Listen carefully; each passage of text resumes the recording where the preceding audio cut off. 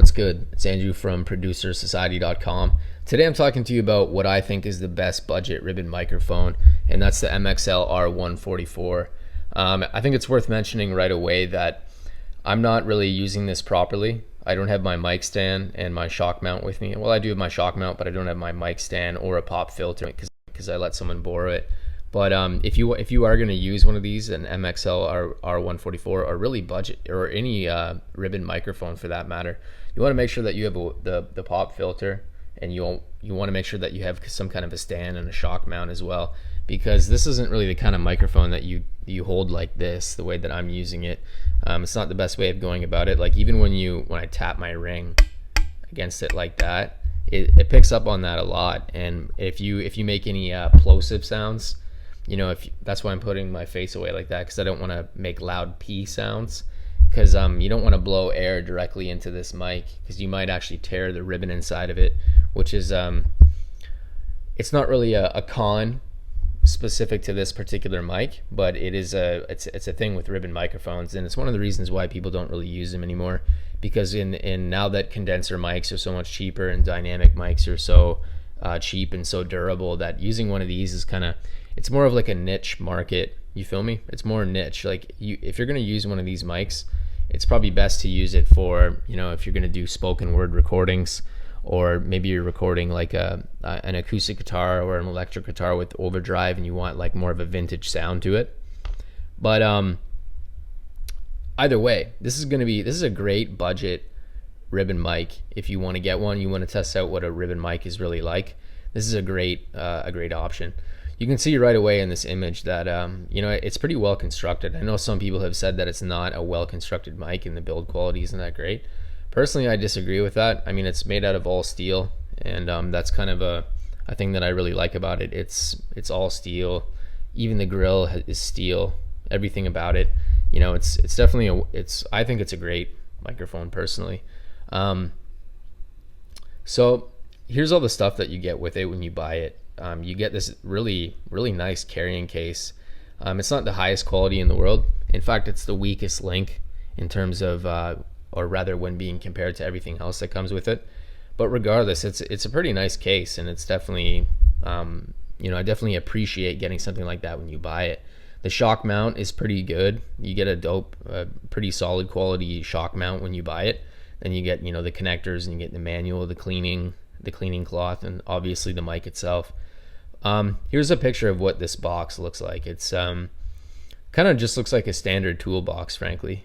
And here's the shock mount right here. So as I said at the beginning of the video, that you're going to need a standard mic stand that has the arm on it where you connect the shock mount to it. That's going to be the best way to have this thing. And then you're going to have a pop filter as well, which is going to shield the ribbon inside the microphone from any kind of plosive sounds or you blowing air directly into it. So it's worth mentioning that you definitely should get that stuff, or rather that gear. So this is what it has. It has what's called a figure 8 polar pattern inside of it. So that means that it actually records from the front and the back. So if you read my article, I talked about how they commonly use this microphone back in the day, like back in broadcasting and TV shows back in like the 40s and 50s, and even before, really, is that you would have like a guy sitting at the table, and he's talking into it from the front, and you have another guy at the back, or a woman, whatever. And that's what this was used for. Obviously, it was used for many other things as well, but that was kind of like the primary purpose of this. And I don't know, I really like this mic. But anyway, in terms of why I think this is the best option for you to get if you're looking to get a ribbon microphone, the price of this, like, you're not going to go wrong. You know what I mean? You're not going to go wrong with a mic like this, because it's inexpensive. It comes with a shock mount. You got the case. It has everything that you need to use it, and it's fairly, personally, I think it's very well constructed, and I think it's a great option if you're looking to try one of these out. Because when it comes to buying other ribbon mics, you're going to pay a lot. You're going to pay a lot of money for one of these.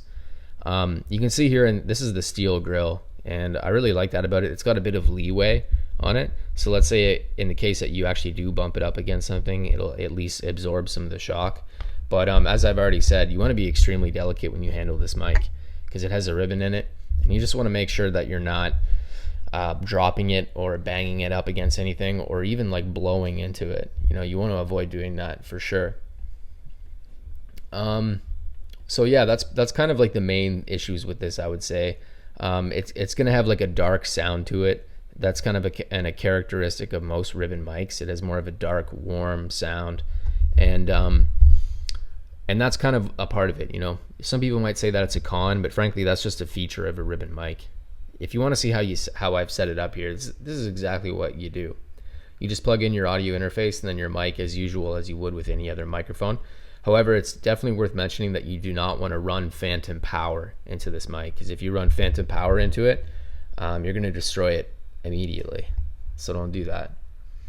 But all in all, I don't really have much else to say about this other than you know, if you want a good solid mic and you're not going to pay out your nose through it, this is a good option for you. But anyway, all I really have to say about this, and you know, I guess I'll see you guys in the next video. All right, peace.